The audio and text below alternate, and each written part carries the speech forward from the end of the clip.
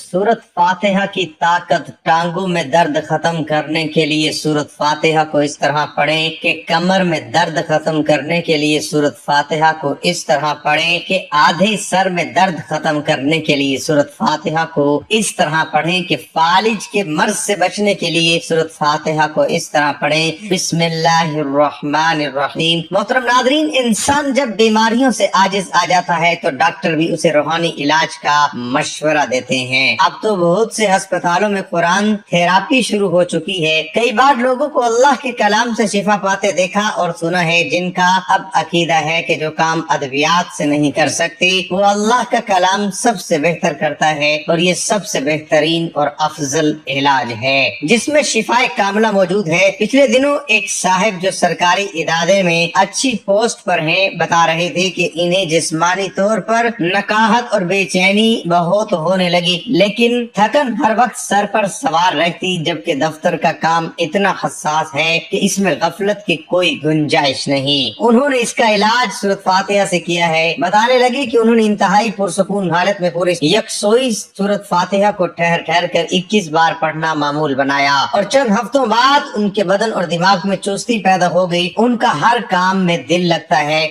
बल्कि हर काम से पहले या किसी भी मुसीबत में मुब्तला होने पर सूरत फातिहा का सहारा लेते हैं तो उनकी मुश्किल दूर हो जाती है। उनकी बेटी का रिश्ता नहीं हो रहा था, जिसके लिए उन्होंने सूरत फातिहा पढ़कर अल्लाह ताला से दुआ की तो इंतहाई माकूल रिश्ता आ गया। उनका ईमान है कि सूरत फातिहा की बरकत से उनकी जिंदगी बदल गई है। इसमें कोई शक भी नहीं कि सूरत फातिहा की बरकत और फयूज से बेशुमार लोग मुस्तफिद होते हैं। सूरत फातिहा से शिफा के बारे में सही बुखारी में एक जामे हदीस मौजूद है जो यूं बयान की गई है। हजरत अबू सईद खुदरी रज़ी अल्लाह अन्हु ने बयान किया कि हम एक फौजी सफर में थे। रात में हमने एक कबीले के नजदीक पड़ाव किया। फिर एक लोंडी आई और कहा, कबीले के सरदार को बिच्छू ने काट लिया है और हमारे कबीले के मर्द मौजूद नहीं हैं। क्या तुम में कोई बिच्छू का झाड़ फूंक करने वाला है? एक सहाबी खुद अबू सईद उनके साथ खड़े हो गए। हमको मालूम था कि वो झाड़ फूंक नहीं जानते, लेकिन उन्होंने कबीले के सरदार को झाड़ा तो उसे सेहत हो गई। उसने इसके शुक्राने में 30 बकरियां देने का हुक्म दिया और हमें दूध पिलाया।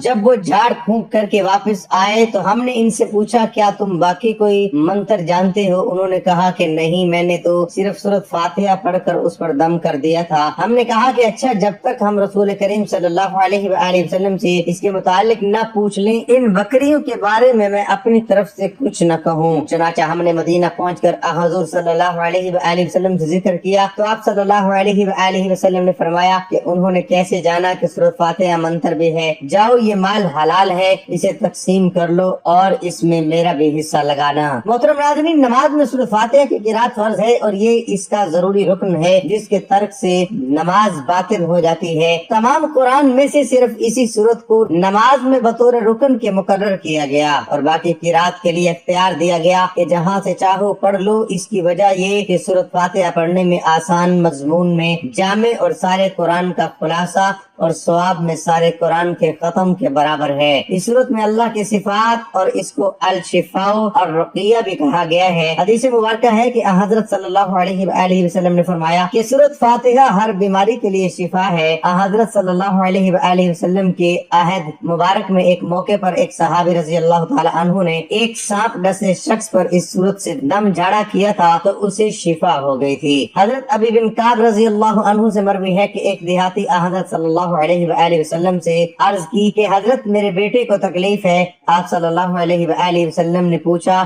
कि क्या तकलीफ है? उसने कहा कि इसे आसिब है। आप सल्लल्लाहु अलैहि वसल्लम ने फरमाया, इसे मेरे पास ले आओ। चुनाचा वो ले आया तो आप सल्लल्लाहु अलैहि वसल्लम ने उसे अपने सामने बैठाया और उस पर सूरत फातिहा और दीगर आयात से दम किया तो वो लड़का उठ खड़ा हो गया, गोया कि इसे कोई भी तकलीफ न थी। सूरत फातिहा को कसरत से पढ़ना सवाब भी है और अल्लाह की रजा से बिलाशुबा ये हर मसला का हल भी है। रोजाना अव्वल आखिर दुरूद पाक सल्लल्लाहु अलैहि वसल्लम के साथ इसको 11 बार पढ़ने वाले रूहानी तौर पर इंतहाई मजबूत हो जाते हैं, बेशुमार अमराज से बच जाते हैं। हजरत अबू हुरैरा रज़ी अल्लाह अन्हु ने मनकूल है कि रसूलुल्लाह सल्लल्लाहु अलैहि वसल्लम ने फरमाया कि हक ताला ने फरमाया है कि नमाज यानी सूरत फातिहा मेरे और बंदे के दरमियान 2 हिस्सों में तकसीम की गई है।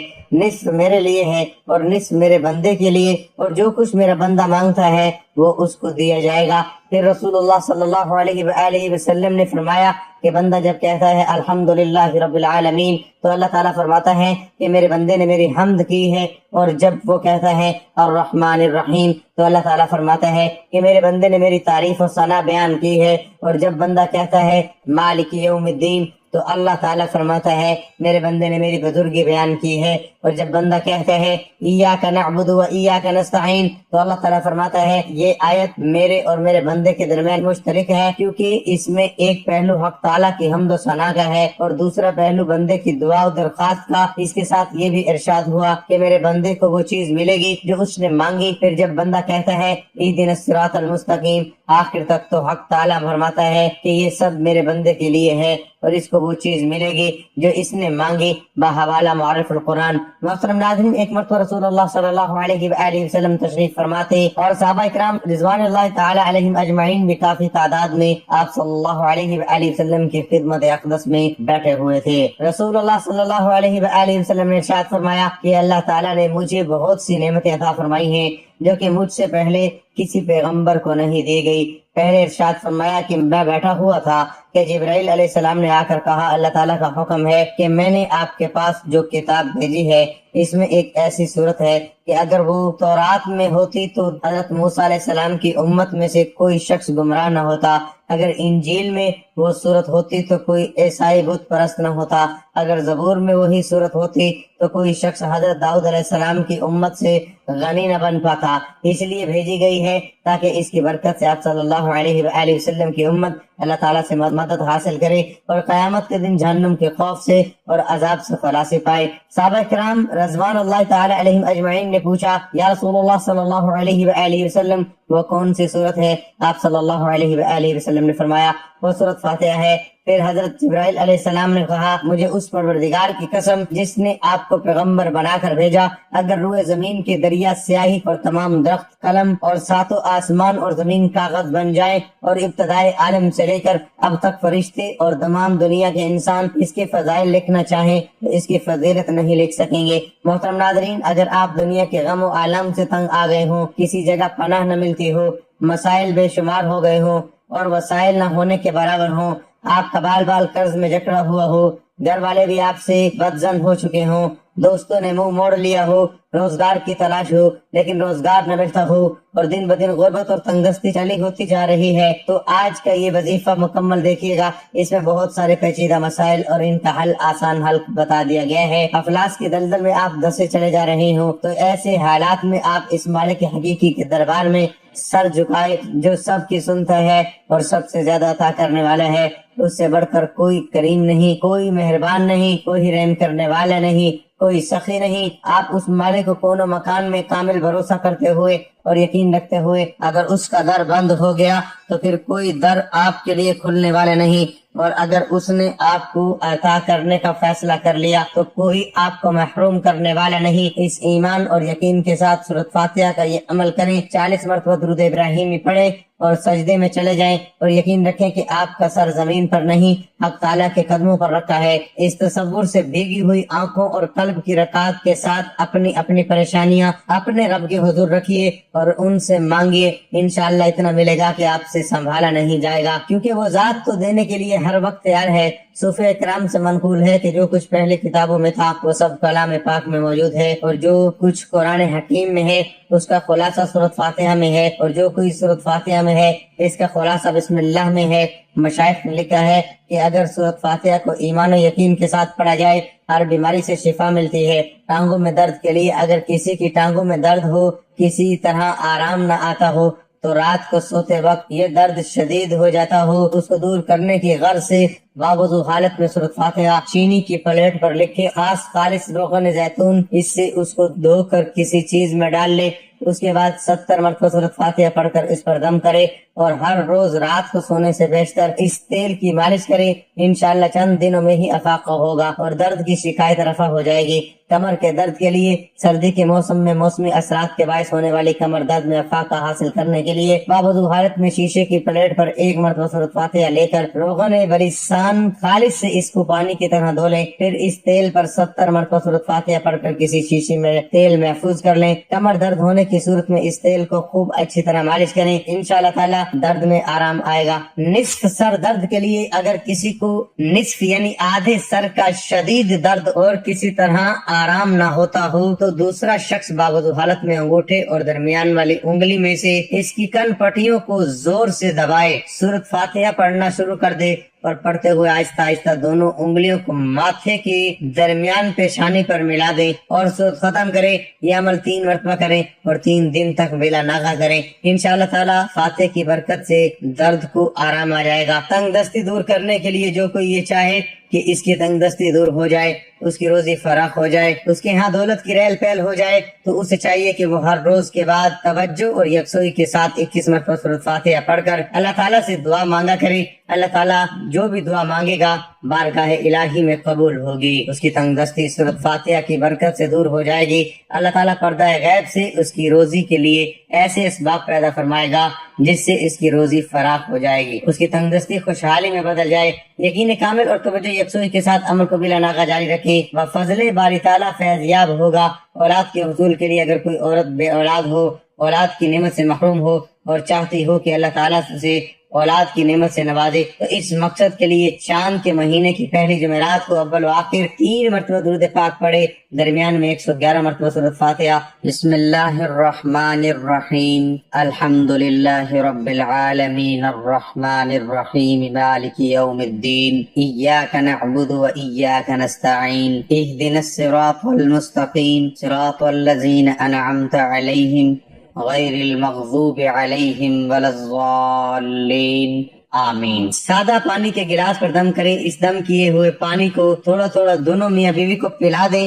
ہر جمعرات کو 7 جمعرات تک یہ عمل کریں، کسی بھی جمعرات کو ناغہ نہ کریں، انشاءاللہ تعالیٰ اس عورت کو حمل قرار پائے گا اور وہ اولاد کی نعمت سے سرفراز ہوگی۔ خامن کو راہ راست پر لانے کے لیے اگر کسی کا خامن بری عادات کا شکار ہو کر راہ راست پر نہ آتا ہو، گھر میں ہر وقت لڑائی جھگڑا رہتا ہو، تو ایسی صورت میں چاہیے کہ 11 مرتبہ سورۃ فاتحہ پڑھ کر پانی پر دم کریں اور ہر روز خاوند کو پلائیں۔ انشاءاللہ تعالیٰ سورۃ فاتحہ کی برکت سے بھٹکا ہوا خاوند راہ راست پر آ جائے گا، اس کی بری عادات چھوٹ جائے گی اور وہ نیکی کی راہ پر گامزن ہو جائے گا۔ بگڑے ہوں کو راہ راست پر لانے کے لیے سورۃ فاتحہ بہت جلد اپنا اثر دکھاتی ہے۔ نظر بد سے بچاؤ کے لیے جس بچے کو بہت جلد نظر بد ہو جاتی ہو، وہ ہر روز کسی نہ کسی کو نظر بد کا شکار ہو جاتا ہو، تو چاہیے کہ باوضو حالت میں سورۃ فاتحہ لکھ کر تعویذ میں محفوظ کر کے بچے کے گلے میں ڈال دیں، انشاءاللہ تعالی بچہ نظر بد سے محفوظ رہے گا۔ اگر کسی بچے کو نظر بد ہوئی ہو تو اسے بھی اس طرح دم کریں،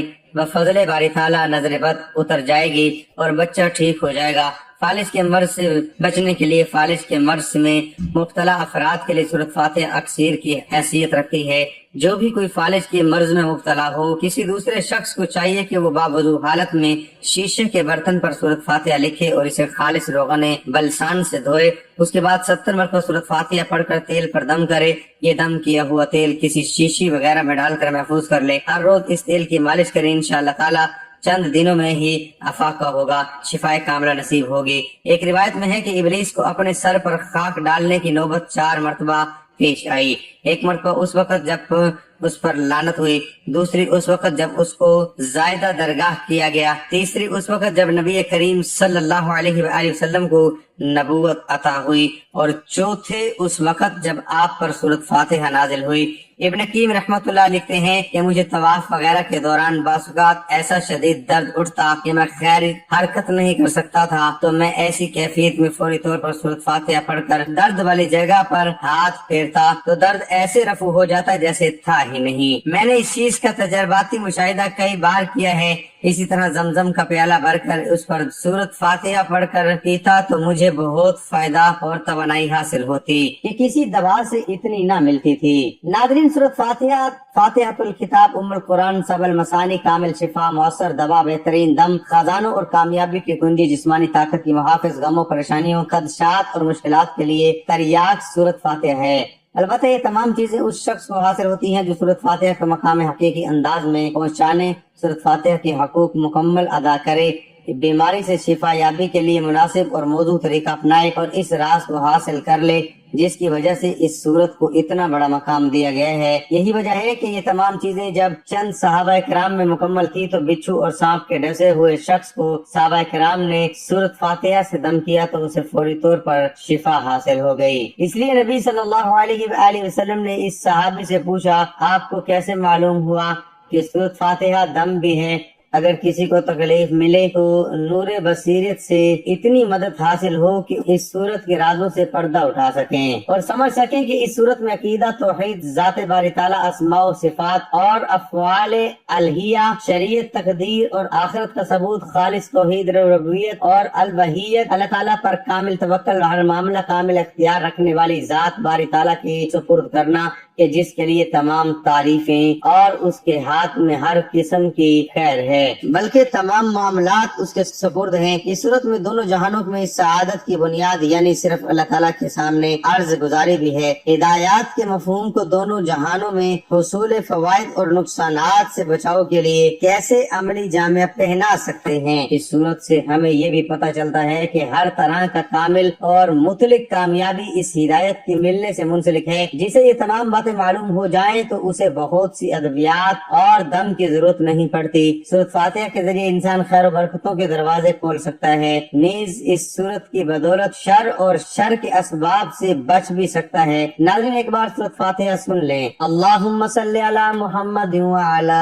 آل محمد کما صلیت علی ابراہیم وعلی آل ابراہیم انک حمید مجید۔ اللہم بارک علی محمد وعلی آل محمد کما بارکت علی ابراہیم وعلی آل ابراہیم انک حمید مجید۔ بسم اللہ الرحمن الرحیم، الحمد للہ رب العالمین، الرحمن الرحیم، مالک یوم الدین، ایاک نعبد و ایاک نستعین، اہدنا الصراط المستقیم، صراط الذین انعمت علیہم غیر المغضوب علیہم ولا الضالین، آمین۔ شروع اللہ کے نام سے جو بڑا مہربان نہایت رحم والا ہے۔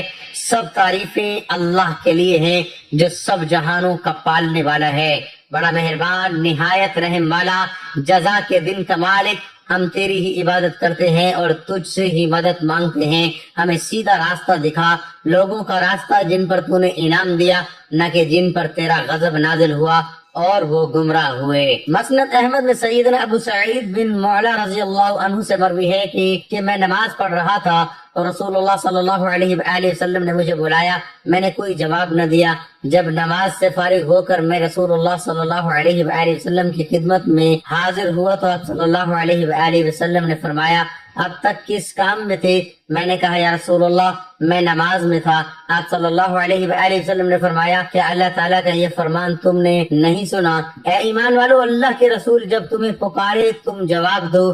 اچھا سنو، میں تمہیں مسجد سے نکلنے سے پہلے بتا دوں گا کہ قرآن پاک میں سب سے بڑی سورت کون سی ہے۔ پھر میرا ہاتھ پکڑے ہوئے جب آپ صلی اللہ علیہ وآلہ وسلم نے مسجد سے جانے کا ارادہ کیا تو میں نے آپ صلی اللہ علیہ وآلہ وسلم کا وعدہ یاد دلایا۔ آپ صلی اللہ علیہ وآلہ وسلم نے فرمایا، سورۃ الحمدللہ رب العالمین یہی 7 مثانی ہے اور یہی وہ قرآن عظیم ہے جو مجھ کو دیا گیا ہے۔ اسی طرح یہ روایت صحیح بخاری شریف، ابو داؤد، نسائی اور ابن ماجہ میں بھی دوسری سندوں کے ساتھ ہے۔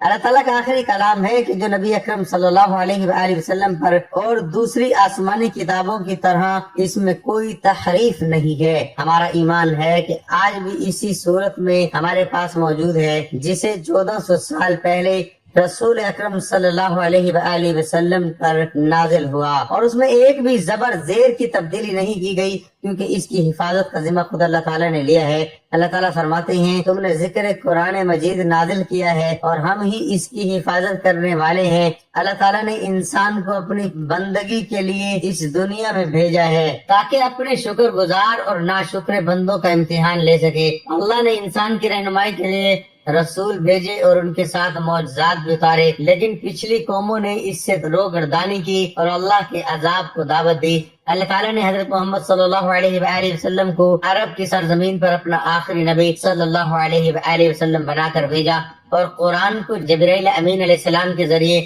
رسول اکرم صلی اللہ علیہ وآلہ وسلم پر معجزے کی صورت میں نازل فرمایا۔ اس کے بے شمار صفات ہیں، جن میں سے ایک شفا بھی ہے۔ اللہ تعالیٰ نے خود قرآن مجید کو شفا قرار دیا ہے۔ یہ قرآن جو ہم نازل کر رہے یہ ایمان والوں کے لیے شفا کا باعث ہے، اور کفار اس کو نہیں سمجھ سکتے۔ اللہ کی رحمت بہت وسیع ہے اور ہر شخص اس کو اپنے ظرف اور ہمت کے مطابق حاصل کرتا ہے۔ اللہ تعالیٰ کی رحمت کو تمام سمندروں کی گہرائی ملا کر ڈالا جائے تو بھی اس کی وسعت اور گہرائی ختم نہیں ہو سکتی۔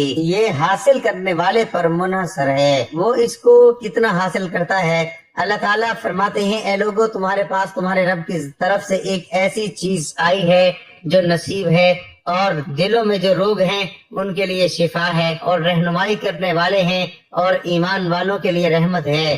قرآن مجید پر قلبی، روحانی، جسمانی اور نفسیاتی بیماریوں کے لیے شفا ہے۔ قرآن مجید خود بیان کر رہا ہے دلوں کے روگ، حسد، کینہ، بغض، منافقت، ڈپریشن ہے، اس کے لیے شفا ہے۔ اللہ تعالیٰ کا ذکر روح کی غذا ہے اور جسم کو طاقت و توانائی بخشتی ہے۔ اللہ تعالیٰ فرماتے ہیں، ہر قسم کے میووں سے کھا، پھر اپنے رب کی تجویز کردہ آسان راہوں کے چلان کے پیٹ سے پینے کی چیزیں نکلتی ہیں جس سے رنگ مختلف ہے، اور اس میں لوگوں کے لیے شفا ہے۔ بے شک اس میں ان لوگوں کے لیے نشانی ہے جو سوچتے ہیں۔ دنیا میں عزت، عروج اور غلبے کا وعدہ قرآن مجید کو مضبوطی سے تھامنے اور اس پر عمل کرنے سے مشروط ہے۔ آج اگر ہم دنیا میں مغلوب اور بے توقیر ہیں تو اس کی وجہ یہ ہے کہ ہم نے قرآن مجید کو ترک کر دیا ہے۔ ہمارا معاشرہ ایمان، نیکی، تقوی، امانت، دیانت، صداقت اور شجاعت کی بجائے شرک، بدعت، ظلم، بے رحمی، قتل و غارت، لوٹ کھسوٹ، اغوا، شراب، زنا، جوا، بے حیائی، بد امنی اور بدحالی میں مبتلا ہے۔ تو اس کی وجہ بھی یہی ہے کہ ہم نے قرآن مجید کو ترک کر دیا ہے۔ بس اگر ہم اپنی انفرادی کو اجتماعی زندگی میں اعلیٰ و رفع اقدار کا چلن عام کرنا چاہتے ہیں، تو اپنی ذلت اور پستی کو عزت و وقار میں بدلنا چاہتے ہیں، تو ہمیں قرآن مجید کی طرف پلٹ آنا چاہیے۔ اے میرے رب، میں سخت تکلیف میں ہوں اور تو سب سے بڑھ کر رحم کرنے والا ہے۔ اے میرے رب، شیطان نے مجھے سخت دکھ اور آزار میں مبتلا کر رکھا ہے۔ اے اللہ، تو مجھے جسمانی صحت و عافیت عطا فرما، اور اللہ تو میری قوت سماعت میں عافیت و سلامتی عطا فرما۔ اے اللہ، تو میری قوت بینائی میں عافیت و سلامتی عطا فرما۔ تیرے سوا کوئی معبود نہیں ہے۔ اے اللہ، دور کر دے تکلیف کو۔ اے پروردگار، شفا دے کہ تو ہی شفا دینے والا ہے، تیری شفا کے علاوہ کوئی شفا نہیں۔ ایسی شفا دے جو بیماری کا ہر اثر دور کر دے۔ میں اللہ اور اس کی قدرت کی پناہ لیتا ہوں اس تکلیف کے شر سے جو مجھے ہو رہی ہے اور جس سے میں ڈر رہا ہوں۔ اے اللہ، ہمیں ہماری سماعت، بینائی اور قوتوں سے تا حیات فائدہ پہنچا۔ اللہ تعالی ہم سب کو اپنی زبان میں رکھے۔ آمین ثم آمین۔